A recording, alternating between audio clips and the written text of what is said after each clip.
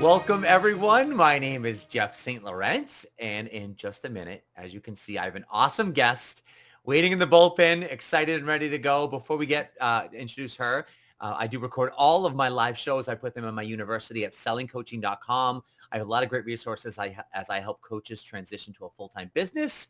You can start right on the homepage. If you enter your name and email address, you can get a great resource as an audio resource, and it's launching your coaching business, the first 3 vital steps. That puts you in my email community as well. I have a lot of great things I share on a weekly basis there, one of which is a great 14-day GoPro challenge. You can learn more about that challenge at GoProChallenge.com. And that brings me actually to my client today who took my GoPro challenge and then worked with me in my 5-month GoProElite program.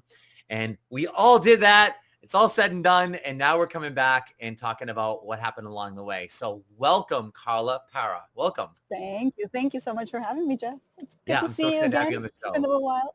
I know. Yeah. It actually hasn't been that long, right? Like probably a couple months. Well, I saw you every week for 5 months pretty much, and then nothing. Yes. Well, I mean, and then we didn't. And so it does feel like it's been a little while. It does. So it you is were good in my to life see a you. lot. Yeah. You're right. Every week and then multiple calls in between. So Right. so it's great to have you. And if you can't see or you don't notice, Karla is in an RV, right? Or a camper, as you would call it, right? A little tiny There's all these camper. different classes. And my write-up for this is, if you guys didn't see it, is what impressed me about Karla is, and she'll tell you the story too, but she was in corporate for 12 years of her life, internships in college, was in corporate, her whole career life in corporate, and said, you know what, I can't do this anymore, and quit her job. Her husband and her bought a camper, and now they just travel. But while she travels, as you can tell, she's building her coaching business. And that's gone into her brand. It's been ever since she was a child, moving and traveling around with her dad and everything. And so, Karla, I'm excited to have you.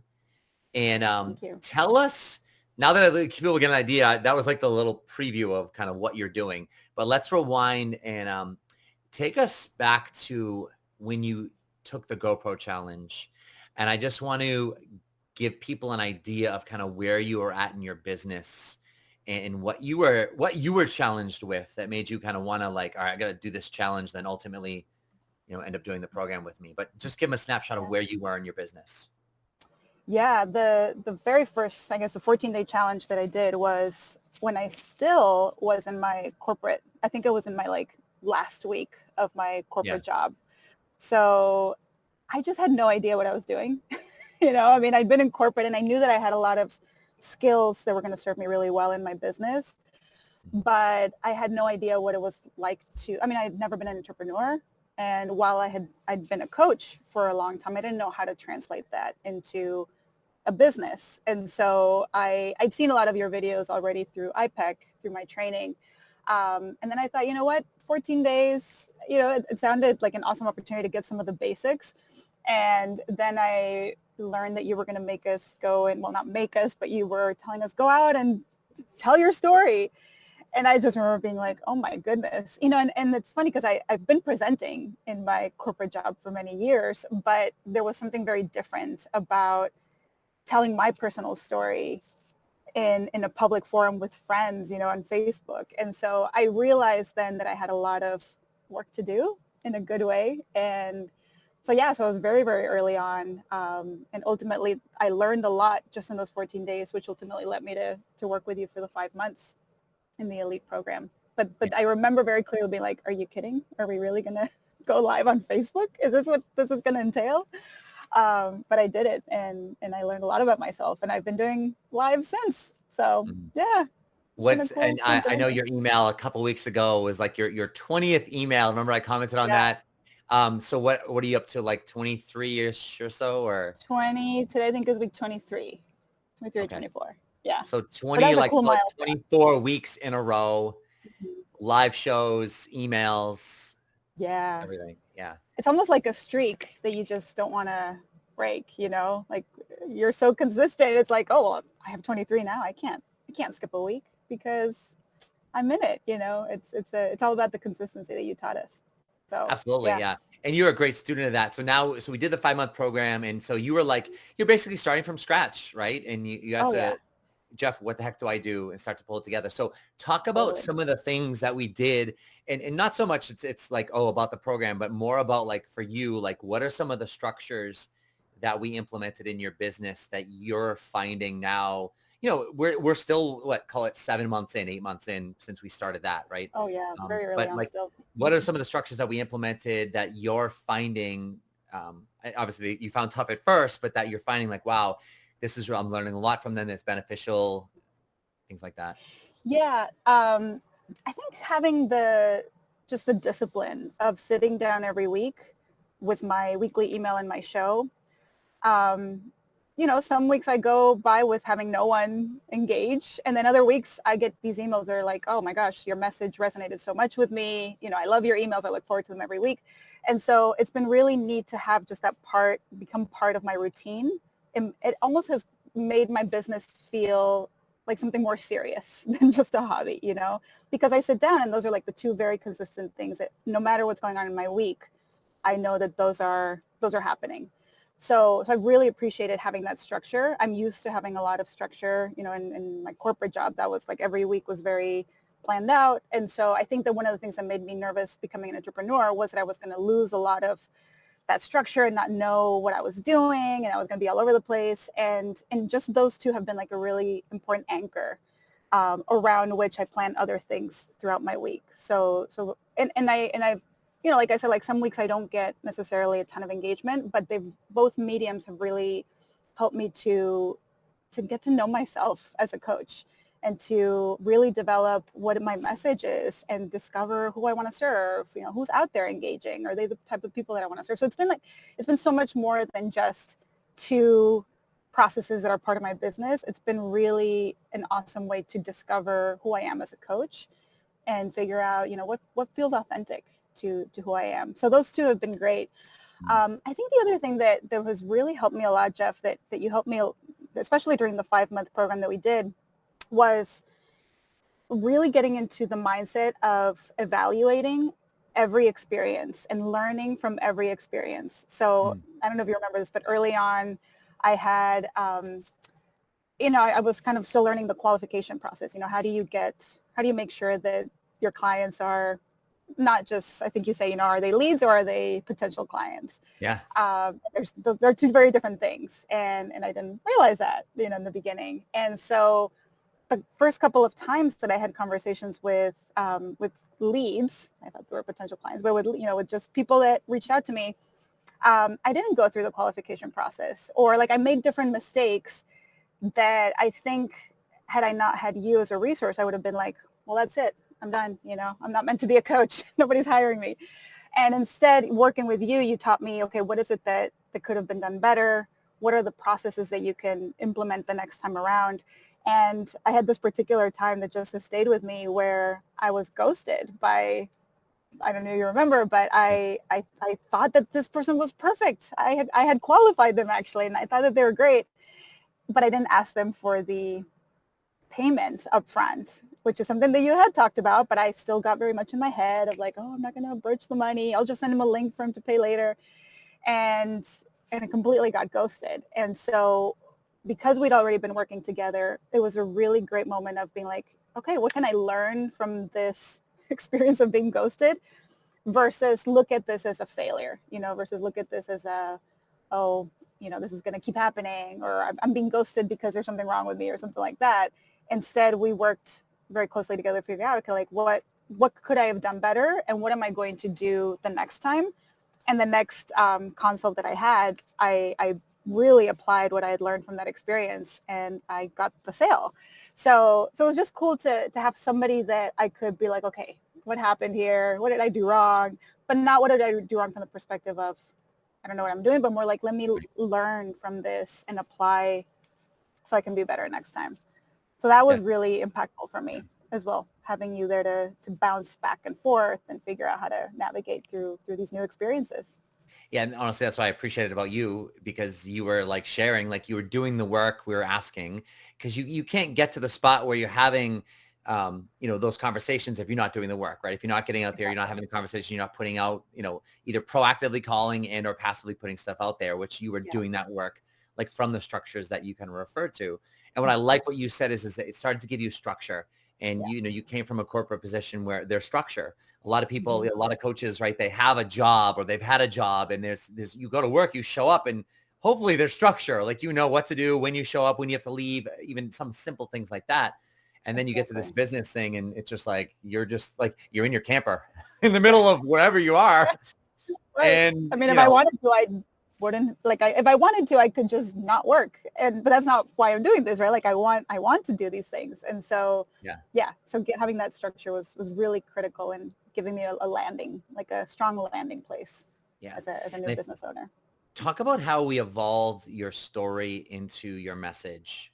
And I'm sure it's evolved even in the last 2 months as well. Because I Yeah. think a lot of coaches get hung up on their niche, and that, we've got to narrow it down. And I teach that as well. It's nice if we can, but I would like to start to modify that now a little bit too, and saying, our niche is our story, and our story Yeah. is our niche. But especially for you, you had such a great story of where you've come from. Just talk about how that story of yours has helped with your message. Yeah.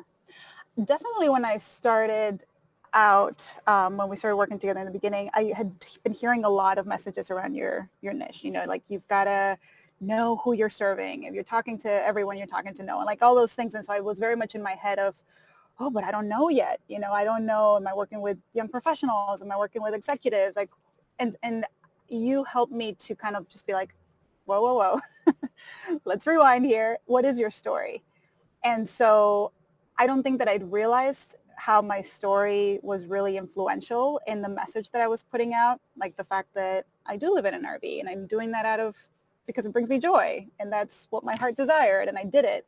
Or leaving my corporate job, that is part of my story. I traded the salary to do what I love. And I don't think that I had really recognized that is how people will connect and relate to you. I think originally I thought, well, I need to go out there and talk about what coaching is and talk about the coaching principles and like make it very transactional. And you were very good at showing me that like people want to hear who you are. They want to learn about you and they want to hear stories. Like people connect to stories. And so I love that you gave me permission to not be so focused on that niche and instead focus on what is the story that led me to where I am. And already I'm seeing how people reach out to me. And it's not that they want to be in an RV necessarily. That's not, what I'm trying to communicate. But a lot of people that are not my clients or people that have reached out to me have said, you are an inspiration, like how you just were brave and courageous and did these things for your life. I want to do those same things too. Like, why can't I? So I love that you gave me that realization that Mhm. it wasn't about being like, oh, look at me, I'm an expert, let me tell you what coaching is. And it wasn't about that. It was about how do I just show up as me and tell my story so people connect to me, not to this, hyped up version of who a coach is supposed to be. So I Yeah. really, really appreciated that. Yeah. Yeah. And that's a powerful piece is a lot of people that, are coaches, we underestimate our, what we've been through and don't connect that to the value that it brings, the value that people see in us and who we are. And like you said, it's not like you're coaching people like, quit your job and leave everything Right. and sell your home and take your family in an RV. Like that's just Mhm. been your story. The Exactly. point is like, you need to honor who you are and what you want in your life and, make whatever changes you need to. And you're a Yeah. perfect role model for that. Yeah. I do have to say that it has given me a lot of great stories to be an RVer. Like I'm just moving from place to place so much. And so I'm very grateful that this lifestyle has just created a lot of teachable moments that I can bring to my emails, to my shows. And people are genuinely interested. People that are engaging and are reading and Mhm. watching. I think a lot of them are just curious about my lifestyle and what it's like to live on the road. And then when I leave a message that's deeper than just what it's like to be an RVer, I think that they appreciate just, that I'm able to connect the two of it's not just all rainbows and unicorns, but sometimes being an RVer has real life moments that teach you something. And so I appreciate having that as a way to pull a lot of stories from. And I think that goes to like something that you really have also taught me with, it's not let these excuses stand in our way. So for example, the niche, I think, is one where I was like, oh, well, I need to figure it out, and then I can go out and talk to people, right? Or I can get clients. I think the other one that you've taught me not to get hung up on is the website. So to this day, I don't have a website. And it's almost been like a personal challenge, like to prove to myself that I can get clients without a website. And I have 4 clients. And so, and I'm also still figuring out, like, what is my message? Like, I don't want to put the cart before the horse. I'm figuring out still and talking to people. And yes, I am going to have a website, but it's been, I'm just really grateful that you've been there to be like, you don't need all these things that you think you need. Just get out there. Just talking to people. Just get your message out. Just tell your story. And that's something that was very against my upbringing in corporate of like, have everything ready, you know, like you don't show up and present to a client if you don't have all these different things prepared. And so that was very against my nature. And I've gotten a lot more comfortable with it since working with you. It's just kind of like just showing up. It doesn't have to be perfect. Just do it. It's good to hear you say that because, yeah, I mean, that's like, it's nice to have those things. And at some point it'd be good to have them, but it's not a necessary thing. Right. And like, that's what I teach in the GoPro challenge. Like you can go through that cycle, right? And it doesn't matter what you have or what you have figured out. Like you can do all that. You're a perfect example right now. You know, you're doing your business, you're getting clients, you're marketing yourself, you don't have a website. It's okay. You know, I mean, nobody's like, I can't hire you because you don't have a website. I mean, nobody has said that to me.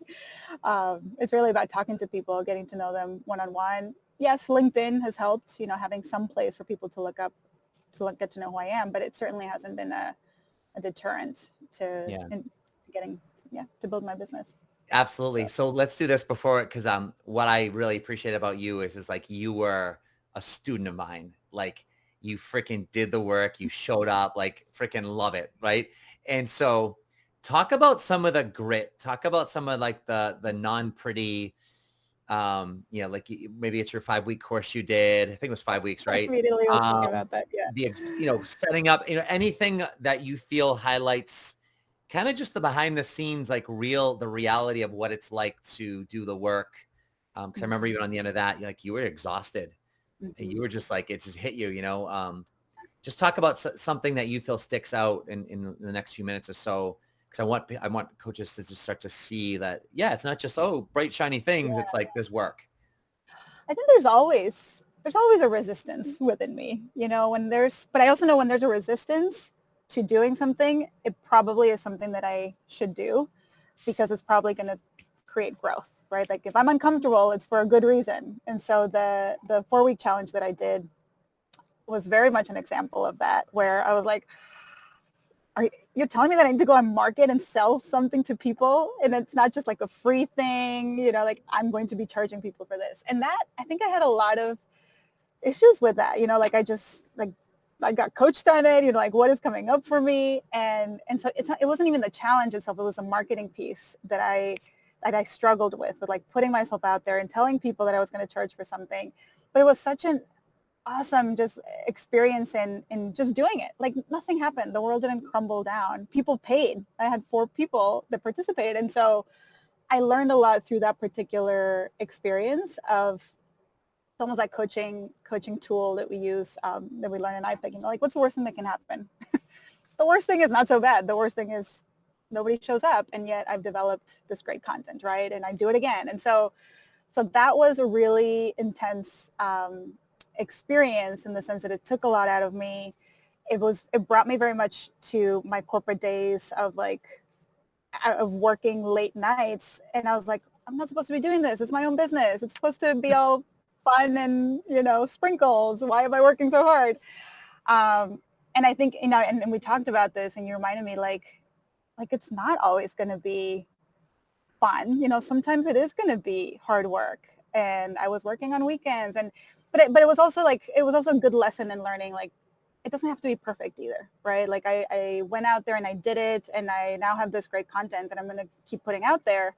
But I think it was a good lesson that I now bring to my clients around, like, work is still going to be part of your work and you're going to love it, but you are still going to have to put in the the hours Mhm. into doing the things and find a way to love it, yes, but don't think that it's going to be all perfection. And I think another experience that I have coming up is I was accepted to give a talk at a conference in April, which I'm super excited about. And I'm feeling that resistance again right now of like, oh, should I agree? Should I do it? Should I not do it? And it's again that discomfort of being like, okay, but what is this going to do for my business? What's the worst thing that can happen? And there's a lot of greatness that can come from it. But I'm having some deja vu from our challenge days with this new talk because I know it's going to be a lot of work in putting and creating my presentation and getting out of my comfort zone and presenting in something that's very official. So I think the lesson is just that, yeah, it's not all pretty and fun always, but as long as you are realizing what is it that this is giving you, like how are you growing from this? How is it tying back to your bigger mission? And what's the worst thing that can happen? Because the worst thing that can happen is not so bad. Then just do it. Yeah. No, it's true. Yeah, go for it. And as you Yeah. talk about that again, reliving that all, like you put a lot of work into your 4-week course, and Mhm. I'm reminded you had 4 people sign up, which is Yeah. awesome.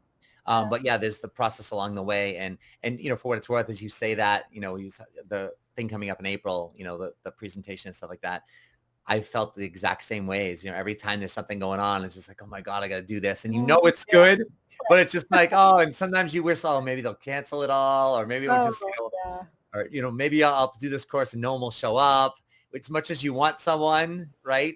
You kind of Yeah. don't, because then you don't have to go through it all. And It's yeah, easy to make up all the excuses. Like I just kept it in my head like, oh, maybe I'll use this excuse or maybe they'll cancel, and I won't have to say yes or no.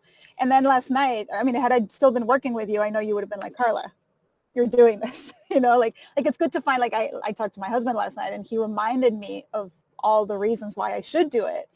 And so I think having you in that role when we were working together was so helpful and kind of like just reality check, it's a good thing. It's a good thing to have these opportunities. And even if it's work is a good thing. And just do it. Just see what yeah, happens, exactly. Yeah. Well, Carl, I gotta say, like I was started before. Like I so appreciate you. Like you were truly a student. You trusted me. Thank you for that trust, because like that, to me, that's where it doesn't happen unless there's that trust there. And everything I asked of you, you did, and then some. And it's cool when I get those students, because it's just like, it's fun to see you actually do the work. I can empathize with it, but I always have to stay on that side of like, let's keep you going. But to see you and to see, like, even to come back here and to hear the things you say and the things you learn that you tell yourself back, after the fact. That's part of a big reason why I love this so much, is because it's the effects we have as coaches with people, right? As a result of our work, not just me as a mentor coach, but you as a coach and things like that, where after we're done the work initially, they carry it on. So I appreciate that about you. Thank you. Thank you. I learned so much. I feel like I have such a strong foundation now because of the work that we did together.